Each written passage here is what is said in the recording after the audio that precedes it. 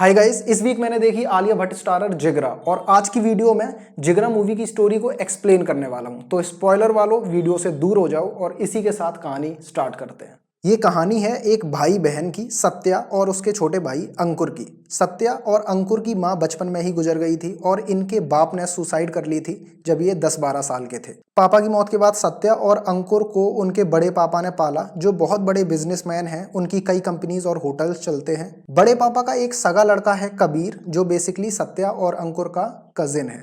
Parents के जाने के बाद सत्या अपने छोटे भाई अंकुर के लिए हमेशा प्रोटेक्टिव रहती है।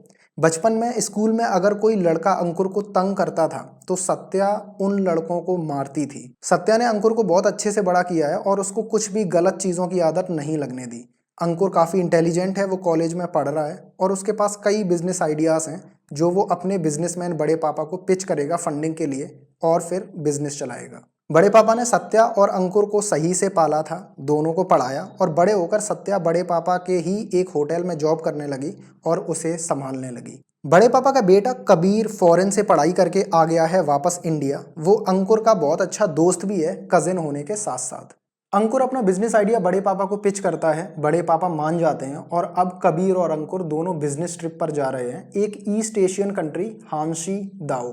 हांशी दाओ एक स्ट्रिक्ट कंट्री है जहां ड्रग्स वगैरह अलाउड नहीं है। अगर कोई ड्रग्स के साथ पकड़ा जाए तो सीधे मौत की सजा ही होती है। कबीर और अंकुर हांशी पहुंचते हैं, बिजनेस की डील्स करते हैं, काम अच्छा चल रहा है। दोनों एक दिन पार्टी करके कार से रात को वापस आ रहे हैं। कार कबीर चला रहा था और स्पीड ज्यादा थी तो पुलिस उनके पीछे लग जाती है। कार रुकवा के दोनों से पूछताछ और चेकिंग करते हैं। कबीर की जेब से ड्रग की एक पैकेट निकल आती है और दोनों अरेस्ट हो जाते हैं। ये खबर इंडिया में बड़े पापा तक पहुंचती है और बड़े पापा एक बड़े वकील को कांटेक्ट करते हैं हांशी में। वकील कहता है कि ड्रग्स की सजा मौत है और दोनों को बचा पाना पॉसिबल नहीं है। बड़े पापा कहते हैं कि कैसे भी कबीर को बचाओ। वकील जेल में कबीर से मिलता है और उससे कहता है कि पुलिस को ऐसा बोलो कि ड्रग्स उसके नहीं हैं, अंकुर के हैं।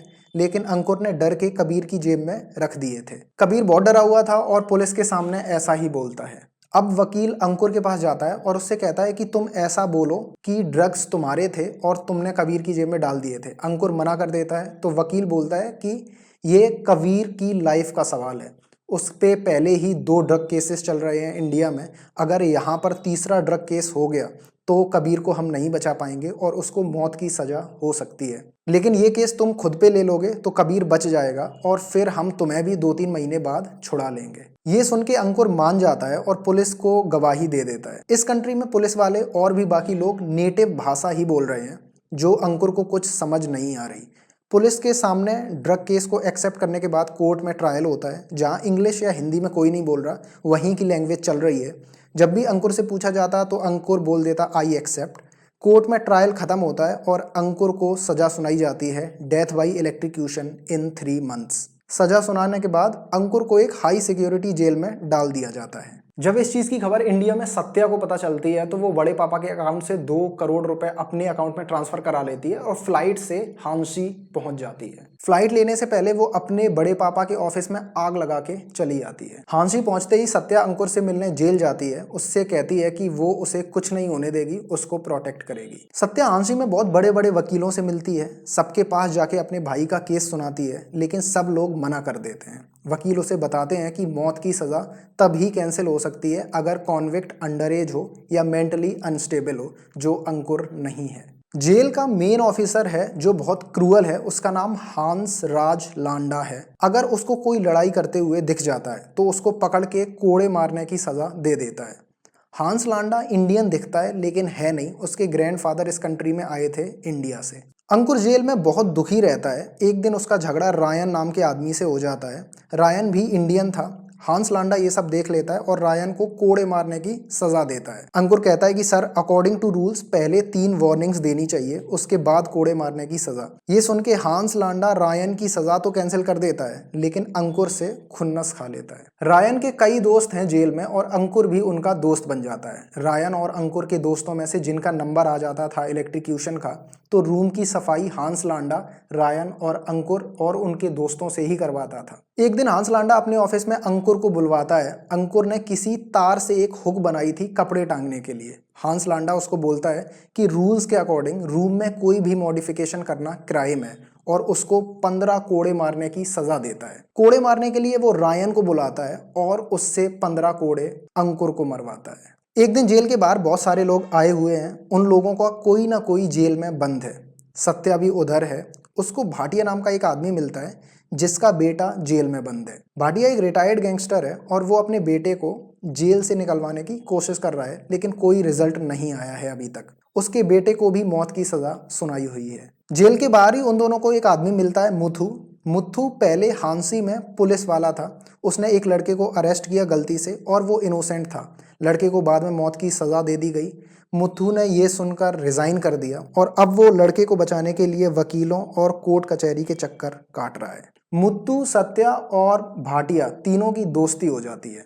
सत्या और भाटिया प्लान बनाते हैं कि कैसे भी जेल से अंकुर को निकालना है।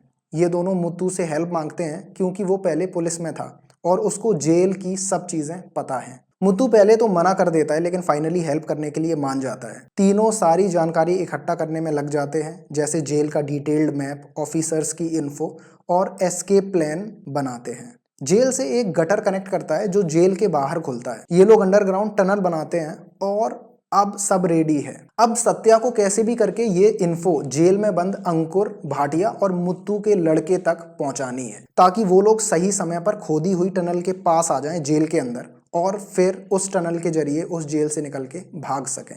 जेल से भागने के बाद ये लोग इस कंट्री से पानी के रास्ते भाग जाएंगे और हांसी के बॉर्डर को पार करके दूसरे कंट्री के बॉर्डर में पहुंच जाएंगे। और अगर एक बार ये दूसरे कंट्री के बॉर्डर में पहुंच गए तो ये लोग फिर सेफ होंगे और फाइनली इंडिया पहुंच पाएंगे। अब सत्या और भाटिया का प्लान इन लड़कों तक जो जेल में बंद हैं कैसे पहुंचे, तो इसके लिए मुथु की हेल्प लगती है। मुथु के कई सारे दोस्त उस जेल में ऑलरेडी एज ऑफिसर्स काम कर रहे थे और यही हेल्प का यूज किया मुथु ने। मुथु एक छोटे से पेपर में प्लान लिख के वो नोट को खाने की ब्रेड में डलवा देता है और वो खाना लड़कों तक पहुंच जाता है जेल में। उधर जेल में रायन और उसका ग्रुप पिछले 2 साल से भागने का प्लान कर रहे थे और धीरे धीरे एक दूसरी टनल खोद रहे थे जो अब कंप्लीट होने वाली है। मुथु का भेजा हुआ नोट ये लड़के पढ़ते ही नहीं है, जिससे सत्या का प्लान फेल हो जाता है। लेकिन रायन का प्लान काम करता है। टनल की खुदाई कंप्लीट हो गई है। अंकुर, रायन और उसके दोस्त जेल से टनल के जरिए निकल भागते हैं। ये खबर जेल के ऑफिसर हांस लांडा को पता लग जाती है और वो सभी पुलिस ऑफिसर्स को इन कैदियों को पकड़ने के लिए पीछे लगा देता है और फाइनली सबके सब कैदी पकड़े जाते हैं। रायन को तो पुलिस वाले गोली मार के मार देते हैं और बाकियों की इलेक्ट्रिक्यूशन वाली सजा की डेट प्रीपोन कर दी जाती है। ये सब कुछ सत्या, भाटिया और मुत्तू को पता चलता है। अब अंकुर के पास बहुत कम दिन बचे हैं। भाटिया और मुत्तू हिम्मत हार जाते हैं, लेकिन सत्या बोलती है कि हांसी आइलैंड की बिजली कहाँ से आती है। एक्चुअली हांसी पानी से घिरा हुआ एक छोटा सा आइलैंड देश है। इसकी बिजली एक पावर प्लांट से आती है। इसमें कई जनरेटर्स हैं। अगर इन जनरेटर्स को कुछ हो जाए तो बैकअप जनरेटर्स भी हैं। सत्या बोलती है कि पहले हम बैकअप जनरेटर्स को उड़ाएंगे, फिर मेन जनरेटर्स को। मुत्तू बोलता है कि अगर हमने ऐसा कर भी लिया तो पूरे आइलैंड की बिजली चली जाएगी, इंक्लूडिंग जेल की।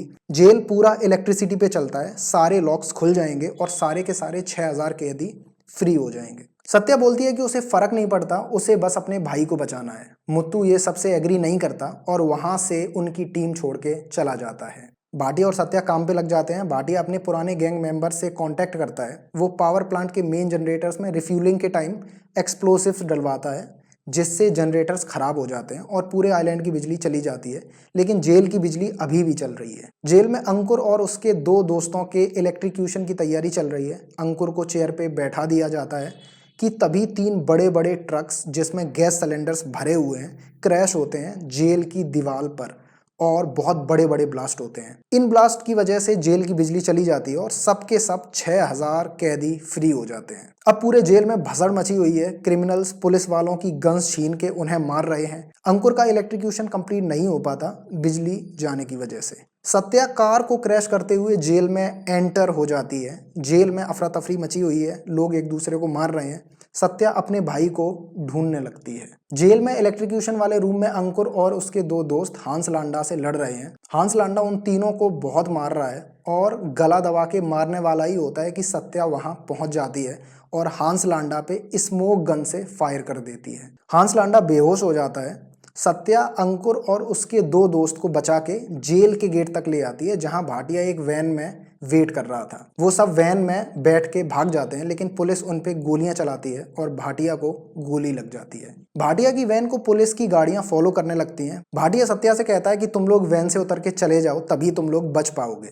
एक जगह देखकर भाटिया उन सबको वैन से उतार देता है और फिर वो वैन पुलिस की गाड़ियों में क्रैश कर देता है, जिससे ब्लास्ट होता है और भाटिया और दूसरे पुलिस वाले मारे जाते हैं। सत्या और अंकुर पानी के रास्ते बोट पकड़ के भाग निकलते हैं, लेकिन हांस लांडा पुलिस ऑफिसर्स के साथ दूसरी बोट से उनका पीछा करने लगता है। सत्या की बोट हांसी का बॉर्डर पार कर लेती है, लेकिन हांस लांडा उनका पीछा नहीं छोड़ता और उनकी बोट पर गोलियां चलाता है। सत्या कॉन्टिन्यूसली दूसरे देश के ऑफिसर्स को कांटेक्ट करने की कोशिश कर रही थी अपने रेडियो डिवाइस से। हांस लांडा की बोट अब सत्या की बोट के काफी पास आ गई है। हांस लांडा गोलियां चलाता है सत्या की बोट पर और वो सत्या को गोली मारने वाला ही होता है। सत्या अपने भाई के आगे आ जाती है, उसे कवर करते हुए, ताकि उसको गोली ना लग पाए। लेकिन तभी दूसरे देश का शिप आ जाता है और हांस लांडा और उसकी बोट पर गोलियां चलाता है।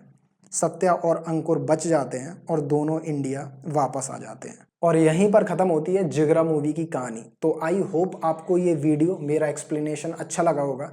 प्लीज़ यार चैनल को लाइक कर दो और प्लीज़ चैनल को सब्सक्राइब कर दो। चैनल पे ज्वाइन बटन भी है, तो अगर मन हो तो यार चैनल को ज्वाइन भी कर सकते हो। और अगर ज्वाइन करोगे तो आपको डिफरेंट पर्क्स मिलेंगे। व्हाट्सएप जो कम्युनिटी है उसमें पर्सनलाइज्ड कनेक्ट भी कर सकते हैं, बहुत चीज़ों पे वीकली बात भी कर सकते हैं। तो ज्वाइन भी कर सकते हो चैनल को। प्लीज़ चैनल को सब्सक्राइब ज़रूर कर दो, वीडियो को लाइक ज़रूर कर दो और कमेंट में बताओ कि एक्सप्लेनेशन कैसा लगा और आगे कौन सी मूवी या बुक का एक्सप्लेनेशन आपको चाहिए। तो तब तक चलते हैं। See have a good day, bye.